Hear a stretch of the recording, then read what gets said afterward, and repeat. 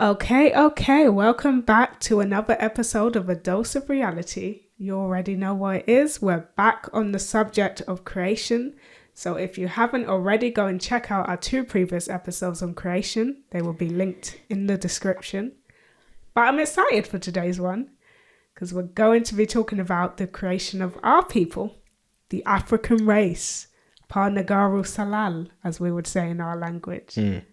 So let's get into this one. That's what I'm feeling. Let's just jump straight in. Yeah, we can do that. Let's do that. So how did the African race come to be on this planet? I leave the floor to you. Yeah, I like the way you phrased that question, actually. And I say that because although we know we're the first world people, the first human beings on this planet, it would be incorrect to presume that this planet is the first place that our seed appeared, if that makes sense. And so when we speak about our race or our species in the context of this planet, we always speak about the fact that we come from Africa, which is correct. We come from Afafrica. That's our homeland, that's home continent, that's home base, that's the center of life, and all of that. And that's absolutely correct. But our seed and our DNA or our ancestors predate the creation of the planet itself. And therefore, we come from elsewhere. We come from the stars, if that makes sense. And we did touch on that a little bit in the previous episodes of creation. And so I always like to phrase, rather than phrasing this question as how were we created on Earth, if that makes sense, because that sometimes gives people the connotation that this planet is the first time you ever saw us, if that makes sense. That's incorrect. I always like to phrase it how you phrase it, or to say, how were we seeded on this planet, or who seeded us, or when were we seeded, or from where did that seed come, if that makes sense. And that is more accurate because that gives the correct idea that we are all over the universe and multiverse and omniverse and so on and so forth in different forms, if that makes sense. So that's the point I would make. With divine timing, we have actually an update on this very topic, right? Our Warner, our Reformer, Baba Yananan, he's got our backs. And so by way of the center, or by way of the center of our tribe, an update was released, I think the end of March, the end of March. Yeah, so and the update speaks to this story exactly. It speaks to our story as how we came to be on this planet, precisely. So I feel like we can take it from there, if that makes sense. And it speaks of the fact that our seed or our ancestors were in the Sirius C star system, right? And we mentioned Sirius, actually. I think it was in the last creation episode. Yeah, I think so. We were talking about the Dogon. Yeah, right. So we mentioned the Dogon tribe of Mali, and how they had advanced knowledge of the Sirius star system and even have rituals or cultural practices based on the movement of these particular celestial bodies, if that makes sense. And remember, this is a star system, as we said in that episode, that the Western civilization only had decent images of sometime in the 70s, I believe. And so they came to understand that the Dogons, their information about this star system was accurate. And so they're like, how can this be? How can this tribe know in such detail about how this star system operates? And we explained that no, it's because they were in contact with beings from this star system, which is another layer of evidence as to extraterrestrial involvement in human activity, if that makes sense. So yeah, but anyway, back to Sirius C. So what Baba Yanan explained is that we were in Sirius C, or our seed, our ancestors, us, we were in Sirius C. So we were in the solar system that belongs to this particular star. And it came a time when our elders or our leaders, Ptah and Ptah, okay, incidentally, always like to drop the language on them, right? That's the name of our elders.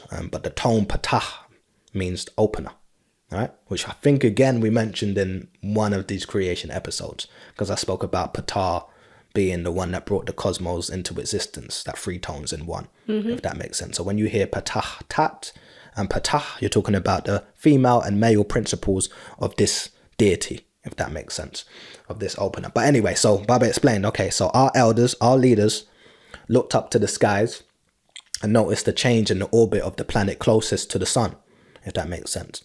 At that point, they were able to determine that, oh, our sun is heating up. That's not good, if that makes sense. This is going to be an apocalyptic type event, if that makes sense. So they realized that our planet was heating up. And so they sent word out to the Rizqians, or Marzaq, which translates to the Rizqians, right? Again, we've spoken about the Rizqians. we've spoken about them before. Baba Yanun's told us about them in several different books. Yeah. We're always referencing Man from Planet Rizq. Man from Planet Rizq, you know, the Lotus of Life, as you pointed out to me the other day, actually. So in that book, you actually see depictions of these beings. The Rizqians come from the planet Rizq, as would suggest with their name. Indeed. Right? And the planet Rizq is in the 19th galaxy. It's actually the 8th planet in the 19th galaxy, called Illyuwn, or in our tones, Malian, if that makes sense. And this is where the Rizqians reside. And this is where they come from. And they are, he's described them before. They're 5 to 7 feet tall. They're 9 etherical beings. So they got 9 etherical hair, as we do. And they are 5 to 7 feet tall. There's depictions. We'll throw up the depictions, actually, of them. Because in Lotus of Life, there's depictions. You have Yanun, who is a Rizqian. The Rizqian that's incarnated into Malachi on this planet. And then you also have 3 other Rizqians, which are pictured in that book. So we can throw up those pictures. So the Rizqians, they are Etherians, okay? They're the high vibrational beings. You might refer to them as God or gods, so to speak, but when we use that term, it's used for different beings at different times, depending on what they're doing at that moment in time. So that's misleading. Marzaq, the tone actually means the providers, all right? They provide. In fact, Baba Yanun explains in the Lotus of Life that they're actually responsible for the creation of this particular universe, if that makes sense. So anyway, sun's about to burn up and explode. Patah and Patata are like, snap. Yo, Rizqians, come help us. Can you come help us? Please evacuate our planet. Our sun's about to explode. So he explained that at that moment, the Rizqians came and helped evacuate a portion of us first to Sirius B, first to that star system, and then on up to Orion, if that makes sense. And those are the 2 constellations that we always mention in relation to the seeding of our species on this particular planet. So he explained that at that point, we spent many millions of years in Orion before eventually our seed was brought here to Earth, or to Ptah-Nun, if that makes sense. And our seed would have been brought here to Earth by what we now call Panatharu, the overseers, which really would have been under the Rizqians, if that makes sense. And so they would have brought our seed to planet Earth. So that was our direction. Sirius C did explode, that solar system. All the planets within that system were destroyed, so to speak. So we've spoken about that story before. I'm not sure if on this podcast, but certainly in classes back in the day, we spoke about the fact that you had the need for several beings to learn how to ascend because the star was exploding. And so they had to learn to raise their vibration in order to survive. And they could no longer be physical.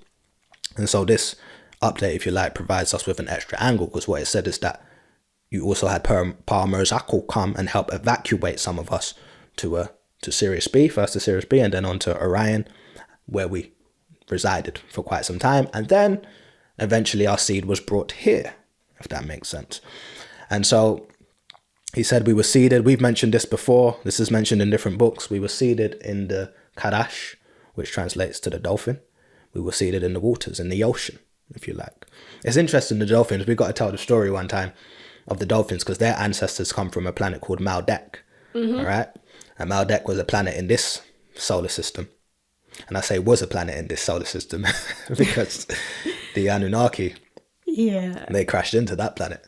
That story is crazy. Destroyed it one time. Yeah. To be fair. No, you go ahead. Yeah. No, I remember hearing that story as a child. I was like, how'd they crash into a whole planet? Yeah. It's wild. I think what it was that, is it Neptune? Was it Neptune? Has got a bulge. Is it Neptune? I think it's Neptune. I can't recall. Yeah, I think it's Neptune that's got a bulge. We'll throw up. If it's not Neptune, we'll throw up the correct planet on the screen. And so as they were coming around the corner, they didn't realize that bulge was there. They was like, oh, snap, we're going to crash into Neptune. So they veered away. And unfortunately, they veered into the path of Maldek, right? And so Maldek thought this was war, innit? They was like, who's attacking us? They came out like, nah. And so at that point, that's when it was like, nah, my bad. Sorry, man. Sorry. But hey, planet Earth, we're headed there anyway. You want... Yeah, so we'll tell that story another time. So that's how... Dolphins look like they've let it go, though. Yeah. They look like they're having the time of their lives. Dolphins are chilling. They're happy. But incidentally, when you look at the dolphin, and I think the term dolphin, actually, when you trace it back, the etymology of that particular word, you find the word womb, right? Which is an indication of the fact that they played a large role in seeding the first humanoids on the planet, which is us. Okay, so we were seeded inside the dolphins. Yes, you correctly say they look like they've let it go. They're chilling. Dolphins are highly intelligent. Highly. And we don't know everything about them. Trust me, but they're highly intelligent, and that we do know. So yeah, we were seeded. Our seed was carried, was released into the waters by way of the dolphin. Okay, and so then we grew into what you might call amphibian type beings, right? We grew in the waters, and we became amphibian type beings.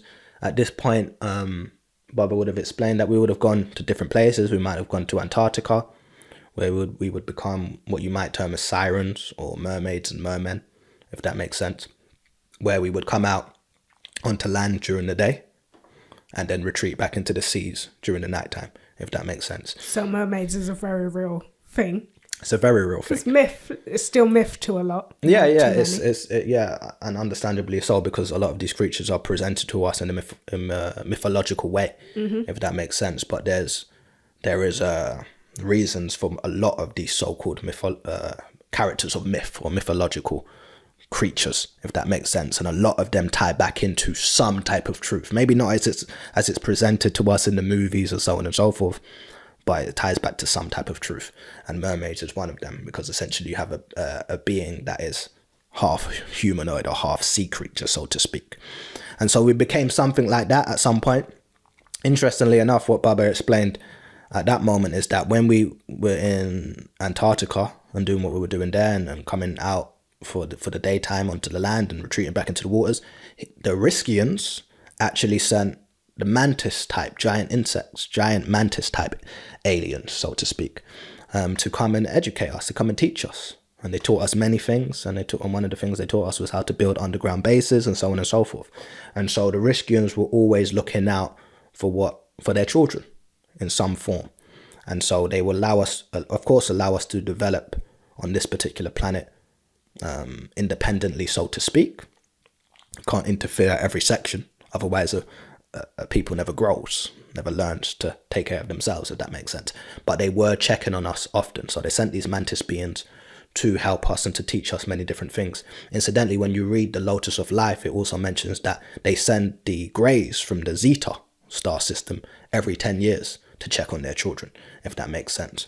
And we can throw up a picture, because the leader of the Greys, Krill, and which I always say this. Well, that story. We've got to go into all these different stories, but Krill is, a depiction of Krill is in that book, if that makes sense. And so you did have the fact that the Rizqians were sending the Greys to check on us and to check on our development, if that makes sense. And so yeah, we spread out. Eventually tsunamis would have thrown us onto land. And so we would have at first been in the waters, then been half in, half out, so to speak, and we would have spread throughout different places. So I mentioned Antarctica. That's not the only place we would have gone, if that makes sense. The master, Baba mentions the Indian Ocean in reference to where we were seated. And it's interesting because I'm looking at the map as well. And at this time, it would have been Pangea, as opposed to the different land masses that we see today. We would have had effectively one large land mass for a lot of these places, like Africa, India, America, what is known as Arabia, so on and so forth.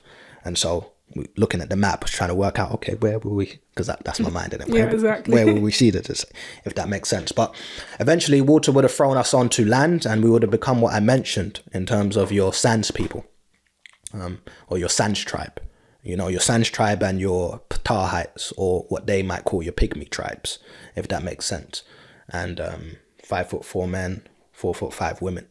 And so that would have been our first form on land, if that which we did explain last time. And so, yeah, so we were on land, we were in Africa, but that's where our life started. So in terms of where we came from, that's where our seed comes from. And that story is a transition story of us starting in Sirius C, onto Sirius B, onto Orion, and then onto here, if that makes sense. Not to say that our seed no longer exists in Orion, but to say our seed was also brought here. You know, so once we were on land, that's when we would have started to spread throughout the planet. And it would have been easier to some degree at this time, because you had one landmass, so you could walk across to America, you could walk up to Arabia, walk to these different places, if that makes sense, because it was one landmass at a time. And this was the case for many years. In fact, when we walked across to America, it was known as Utla, which means to vacate, you know, because it was considered a vacation spot, if that makes sense. And sounds like the life. Just walk to your holiday, Now we're bound by these borders, these passports. Yeah. You sound traumatized. Traumatized? Yeah. No, I'm just a bit like, you really got to ask permission to leave the country. It's really wild out here. Yeah. I'm remembering when we went the last time, not the last time, but one of the times we traveled, and some of these aggressive security guards. That's why I mentioned trauma. Oh yeah, I wasn't even thinking about that, but yeah, now you brought it back to me. Yeah, sorry. They were very aggressive. They just be, you know what? It was Newark, New Jersey. I'm gonna call it out. You're calling them why your out. airport in New Jersey? Why are they so mean? They were just so aggressive. Just let me know, people from New Jersey. Yeah, what's going on there? I hope they don't. Listen, I'm just saying the airport. Just the airport. Once we got out the airport, everyone was nice. Pretty much. Yeah. But within the airport, they were screaming at us. They didn't like us. They were like, "Where are you going? What are you doing here?" I was like, "What? Can't we not visit?" Visit, man. Anyway, so we digress. So anyway, at this time, we're spreading throughout the planet.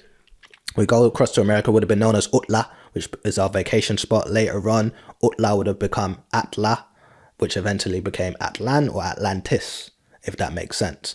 And so it's because the Greeks, they like their US's and their IS's. So everything's got a is on the end.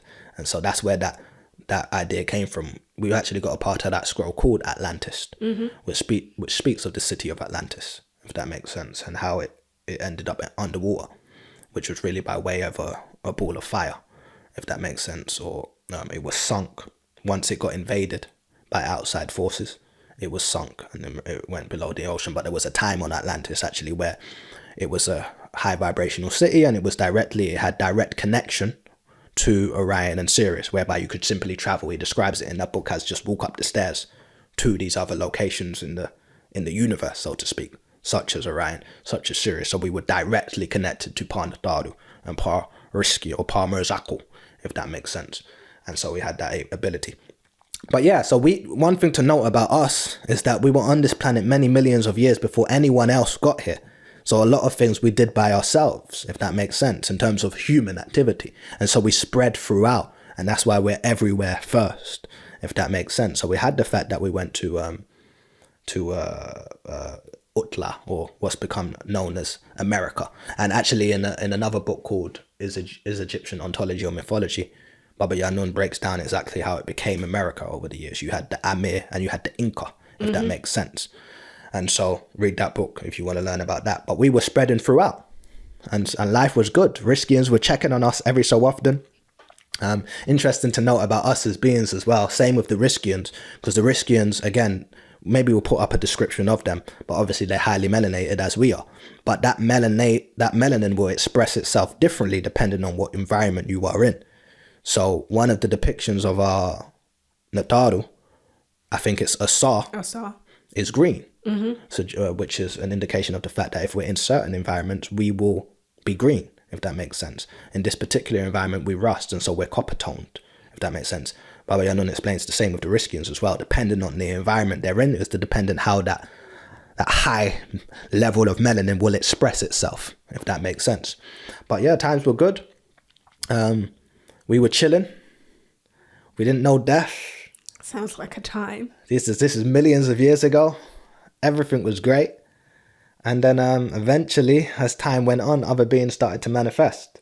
So I would read that update. I would read Is Egyptian Ontology or Mythology, because Egyptian Ontology or Mythology explains how we spread and then how other beings at some point came to meet us. So when you deal with the Mongoloids, it explains, or the Orientals, it explains that they were really the children, in a sense, of the Teros, which are a group of extraterrestrials, cone-headed extraterrestrials, that existed beneath the surface of the planet, Shambhala and Agartha. And so under a leader called Hu Shen, they eventually came across to meet us in what became known as America, or Amir Inca.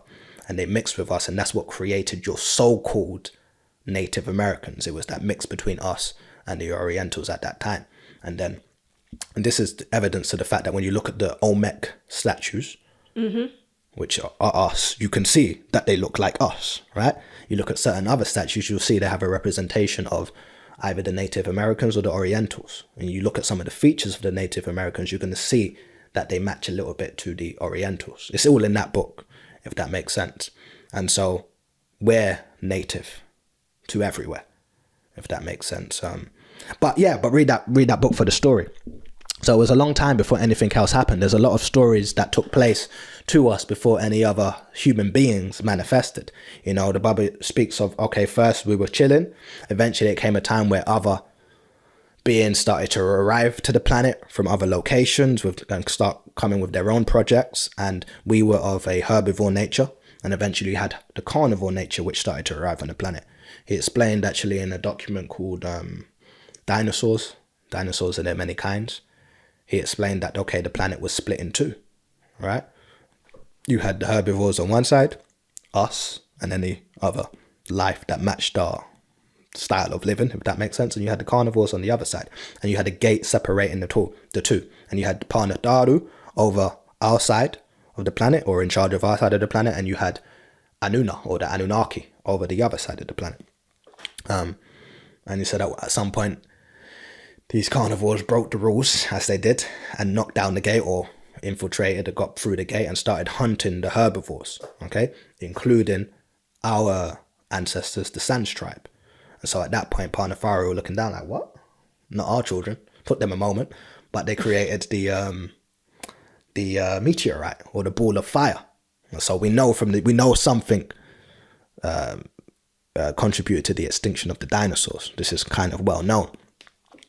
What is explained in that document is that it was because that these lizards or reptilian type beings had broken through the gate and were hunting our ancestors and others, that the Nadjaru decided, okay, no, we have to put a stop to this.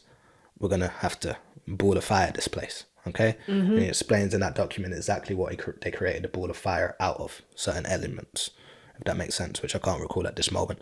Sent the ball of fire down in order to eradicate a large portion of these reptilian-like beings, or these dinosaurs, if that makes sense.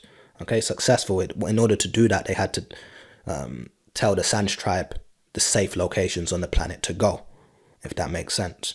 And I say all that actually to say, because obviously that worked, and then the Sans tribe came back out and enjoyed life for some time more.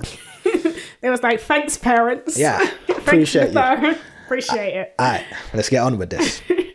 If that makes sense.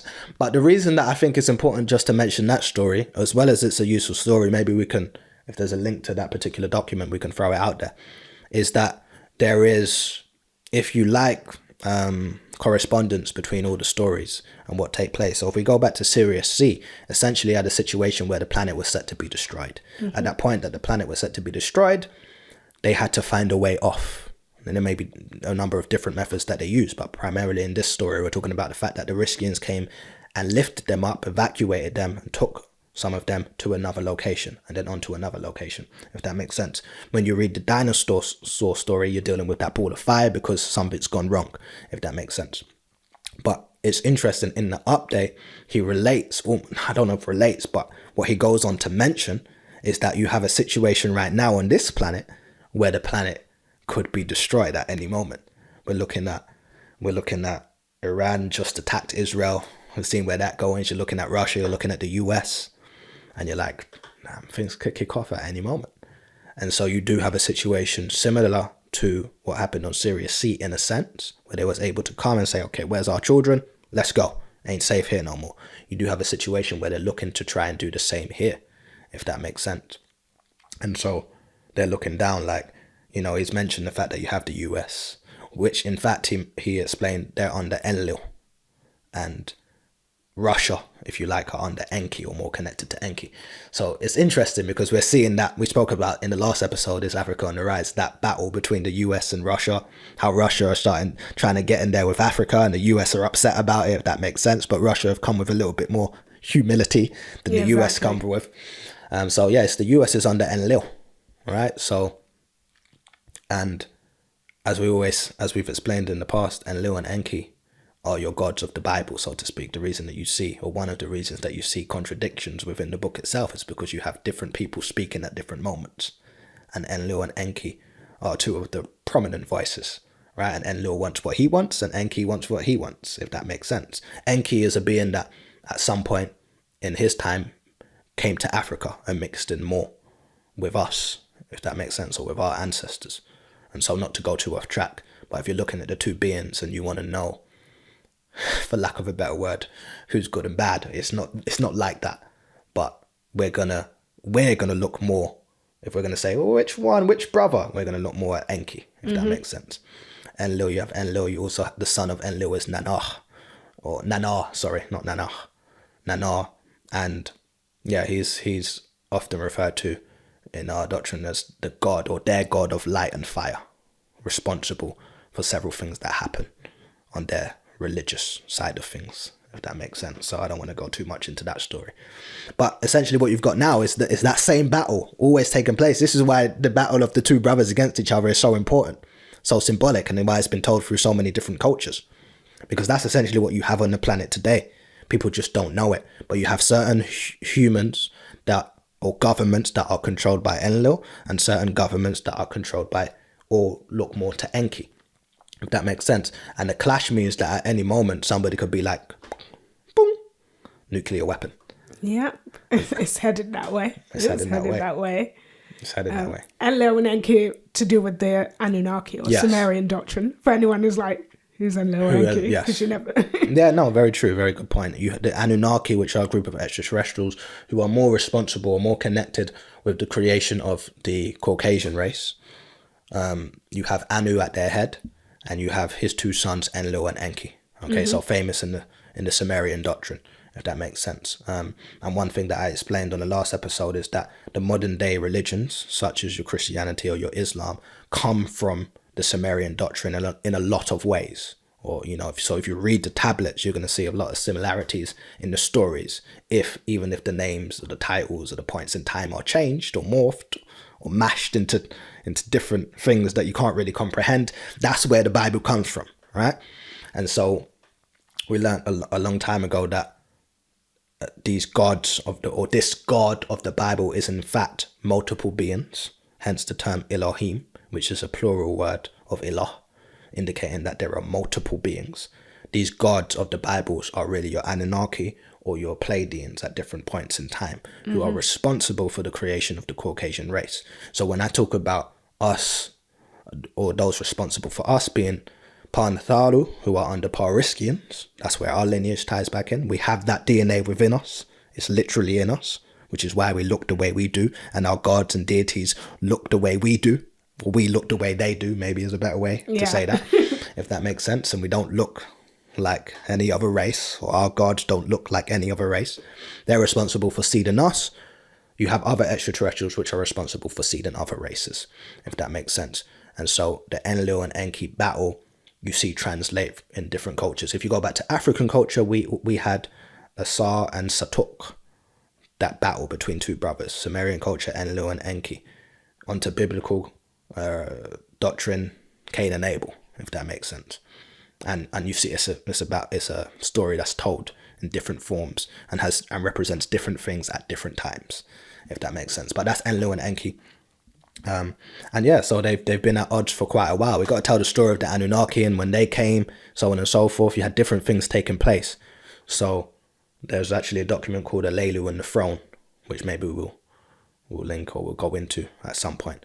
But speaks about the Anunnaki and when they came to the planet and what they went through and the clashes between Enlil and Enki and so on and so forth. But that's what we're seeing on the planet. Yeah, probably once we get into the creation of the Caucasians, if we cover that in the episodes, all that stuff will probably be expounded on. Yeah, it would have to be. But I say all that to say is that, we're looking, it's a day and time now where, so when you go back to Sirius C, we had our elders, we obviously had our cultural ways, and we had the ability to contact Marzaq as soon as something was up. They looked up to the skies, it was like, damn, we're all going to die. Let's call Marzaq, let's evacuate. They was able to call upon them. Marzaq came like, oh yeah, you're right, the sun's going to explode, let's take you. Let's put you somewhere else. We're looking at a situation where, and then you read the update where it explained that, it might have to be a similar situation right now in this day and time. But in order for that to happen, we need to be tuned in to Marzaq or Natjaru.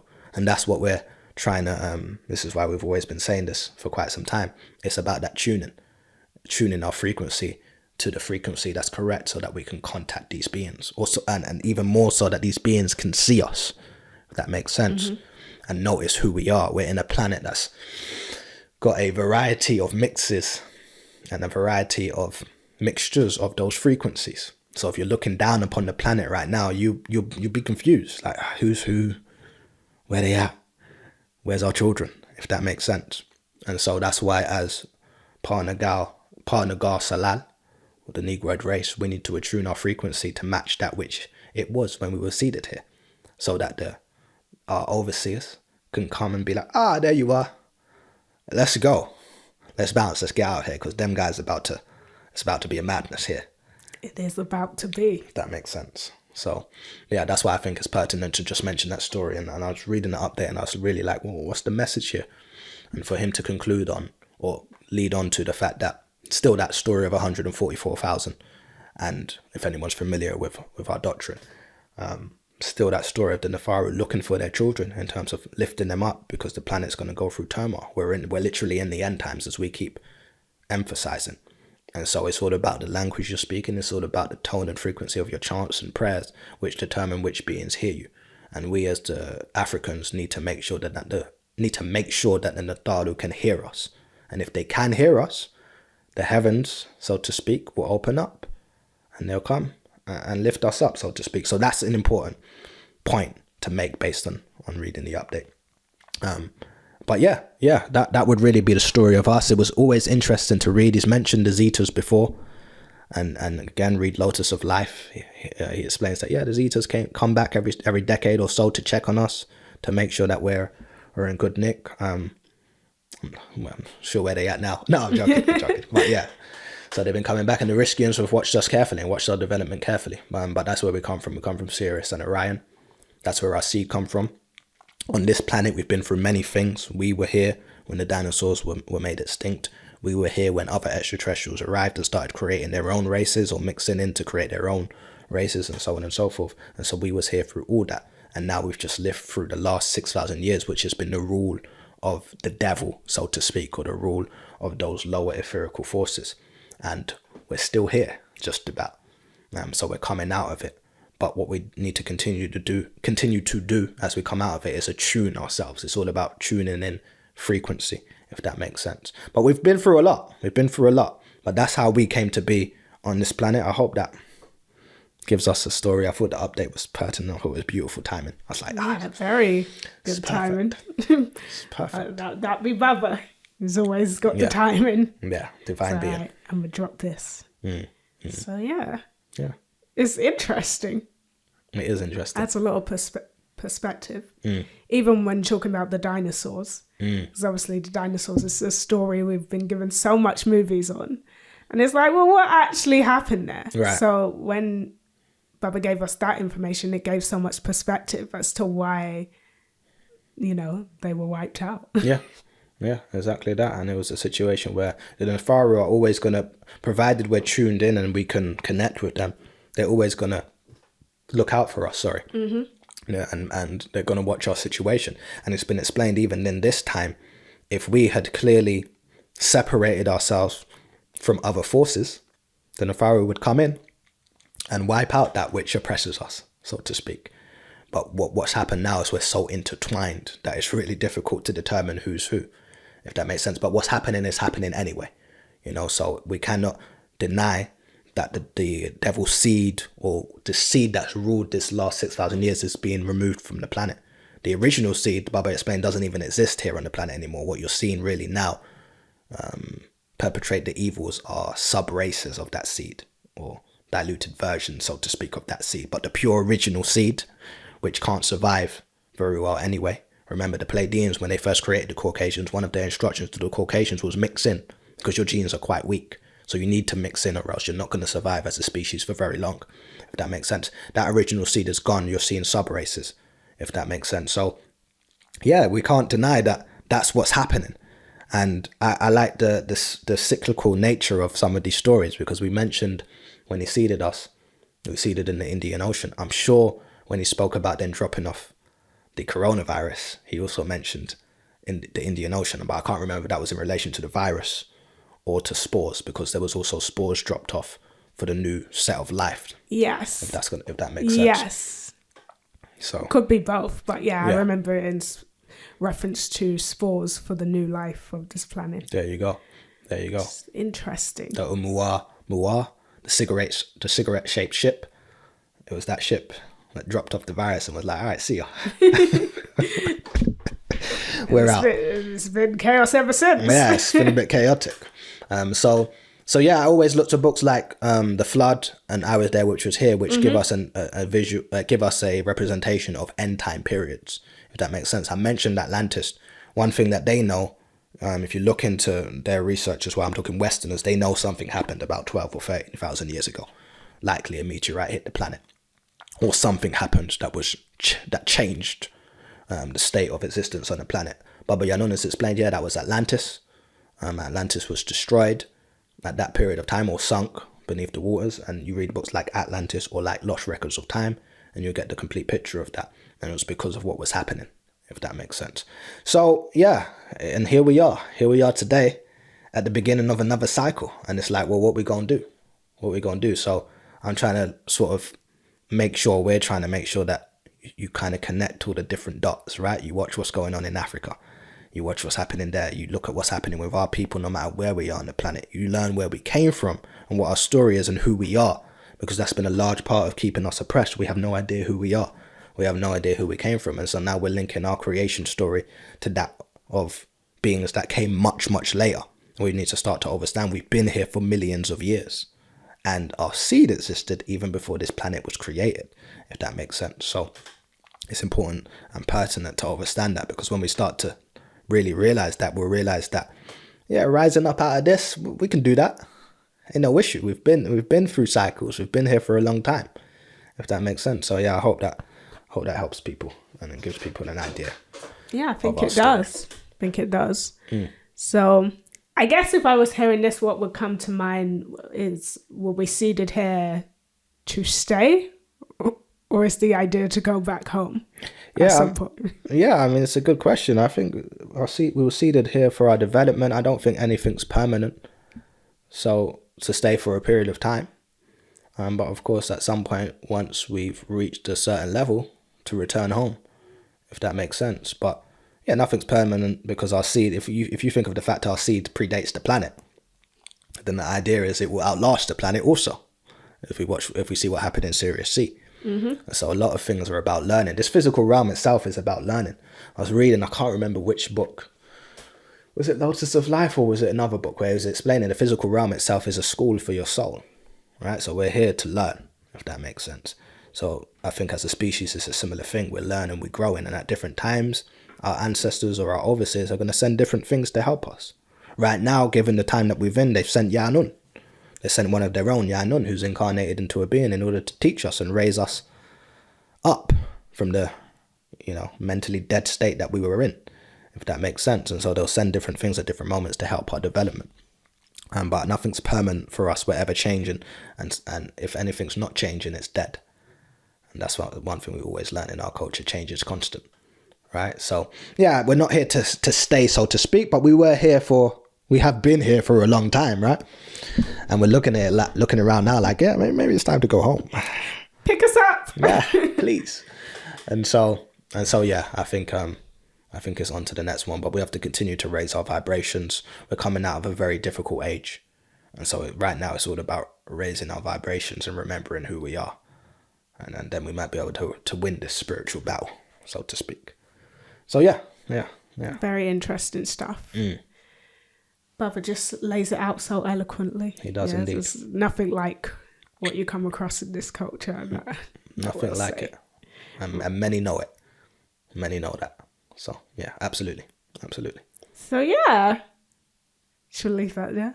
Yeah, I mean, it's see what the people come with, what they want us to expound on further. But I think, that was a solid telling of how we came to be on this planet. Mm-hmm. Just representing the master teacher as student teachers. Always. That's what we do. That's what we try and do. Yeah. So yeah, hopefully, I think if I'm pointing people towards books, it's always creation, obviously, existence, how and why, which we've mentioned, but. For this, there's a few different books, but I do think the Lotus of Life is a very useful book in this area. Obviously, we have the update. We have the document dinosaurs as well, and they're different kinds. And the Lotus of Life just kind of it explains the Rizqians and how they we are their children, so to speak. The Panataru, it explains how they sent the Zetas to check on us every so often. So the Zetas also come under the Rizqians, if that makes sense. The update also speaks of them sending the Mantis extraterrestrials, or the Mantis type extraterrestrials, to also help us. So you get an idea of the Rizqians really are overall, they're the providers, they're over it. They're over the universe, so to speak. It's funny to me too, because even like your modern day Mantis, you see here, they do look very extraterrestrial, don't they? They do. And they're just very unbothered most yeah, of the time. They're just chilling, right? Chilling. Grasshoppers too. Yeah. Grasshoppers too. See, the grasshopper's got a mean rap in the Bug's Life movie. I don't know what that was about. Like they're the oppressive insects. It was like, let's make a slavery movie, but with ants and grasshoppers. Yeah, it's kind of wild. Grasshoppers in real life, they be chilling. They're just chilling. It's actually ants that, be moving crazy. Yeah, if you actually study ants, they're fighting all the time with other ant colonies. They see each other. It's on site. It's on site. They're fighting to the death, and I'm not even lying. It's deeper things. I don't know why it's like that, but yeah, there was a documentary once which went into it. It's like if an ant tribe sees another ant tribe, there's no talking. War. There's nothing to discuss. And that was crazy to me to find out, because I thought ants were so chill and so nice and peaceful. Yeah, I mean, they are amongst their colony. Yeah. But if they see the ops. Yeah, it's done. It's on site. It's done. It's done. It's thing. But the ants are an interesting group. You watch ants and you see how unified they behave amongst their own. And we see even just the local ants, I call them in our gardens and stuff. They behave in such an orderly fashion. They take care of their own. I saw them in one time not recently, this a few years ago, but they're carrying rice. We must have dropped some rice out in the garden. Before we came to clean up, the ants had come. They were taking a piece of rice each. Right, let's carry this to the nest. They're so as a child, I used to watch ants for hours. Fascinating. Like, just when one of them is injured, how they sense it and go to help. Yeah. And carry them back to the colony. Yeah, amazing. Organized. In fact, I'm sure once Baba said, if it came to the ants, to save the ants, it would have been easy. Yeah. And it's kind of a shot at us. Yeah. And our lack of organization and unity. Yeah. It's like, if I went to them, this would have been done. This would have been a wrap. You guys. But yeah, so that's what it is. But the mantis, exactly. If you look at the mantis, you see the different types, a different type of being. A lot of life, insect life and animal life came from elsewhere anyway. Mm-hmm. So when a lot of these extraterrestrials bring even the humanoid seed, with that, they'll bring both animal life, insect life and plant life to put into balance. So if you read the dinosaur document, actually, it speaks about how the Nefrutat at that time wanted to terraform the planet. So it suited us a little bit more, and they bring certain trees, the evergreen tree, that's important actually in our culture. They bring certain plant life, animal life, in order to create that ecosystem, which is a good balance for life, if that makes sense. Mm-hmm. And so this similar thing is happening now. Actually, we're going to see different forms of life that you either haven't seen before, or that you haven't seen for a long time, remanifest because we've entered a new age. So the spores have been dropped off, and animal life is going to start to grow out of that. So it's very interesting. But yeah, the mantis is an interesting one. If we've got a depiction, we'll throw it up. But it's just an indication that they're watching us, and what has this idea of being in contact with your overseers has morphed over many, many millions of years into what you see take place with religion now, where you're trying to contact this spooky deity in the sky. That's incorrect. We were in contact with our overseers or gods, and that has morphed into what it is now. But this is not our way. That back then was our way. And so yeah, here we are. So yeah, hopefully that gives us a little picture. Yeah, that gives us a picture, and we're building. I'm quite enjoying these creation episodes. I too love talking about creation. Creation's a great topic. Yes, it is. But I encourage everyone to send us in any more topics they want to know about in terms of creation, and let's get this going and flowing. Let's get the conversations going. But I would like to thank you all for listening. Subscribe if you haven't already. What are you waiting for? You say that every week, and it's a good question. Yeah. You keep asking them. Because if you hear I'm enjoying this, but you haven't subscribed, you're giving us a sign that you're enjoying it. I don't know what you're doing. Yeah, it's a bit of a mad one. Follow us on audio platforms if you're more into listening on audio. drop a comment, like, share, all of that. Follow us on Instagram, TikTok, Facebook, all of those. And yeah, we will be back next week. Yes, we will. We'll be back next week with what topic? We're not sure yet, but we'll let you know. It's going to come together. It's going to come together. There's a lot to talk about in the world right now, so maybe we'll talk about the world. Yeah, there's a lot going on. Yeah. There's a lot going on week by week. Like, Literally. I'm just, it's a new story. I'm just... One day, it's just every single day is something new. Every single day is something new. Attune yourselves. That's all I would say. Attune yourselves. As beings, we learn our language. We learn our tones. We learn how to pray in unison. We learn how to chant. It's important. It's very important. So yeah, we'll catch you all next week. But until then, farewell, Wadu. Farewell and Wadu.